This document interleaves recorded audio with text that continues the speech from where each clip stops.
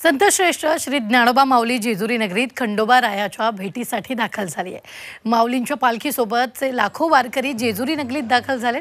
शैव आणि वैष्णव पथांचा हा अनोखा मिलाप या ठिकाणी पाहायला मिळतो।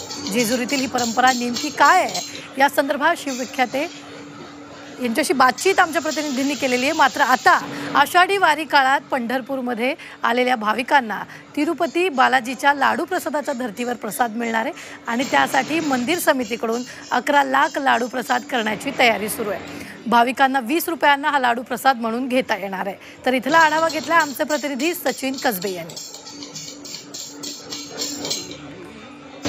आषाढी वारीसाठी आलेल्या विठुरायाच्या भक्तांसाठी श्री विठ्ठल रुक्मिणी मंदिर समितीच्या माध्यमातून तिरुपती बालाजीच्या धर्तीवर बुंदीचे लाडू बनवण्याचं काम आता सुरू झालेलं आहे। आपण बघतोय मंदिर समितीचं हे पाकगृह आहे आणि या ठिकाणी बुंदीचे लाडू बनवण्याचं काम या ठिकाणी महिला कामगारांच्या माध्यमातून सुरू झालेलं आहे। यंदाच्या येणाऱ्या आषाढी वारीसाठी भाविकांना लाडू हे पुरेशा प्रमाणात उपलब्ध व्हावेत यासाठी युद्ध पातळीवर या ठिकाणी काम सुरू आहे।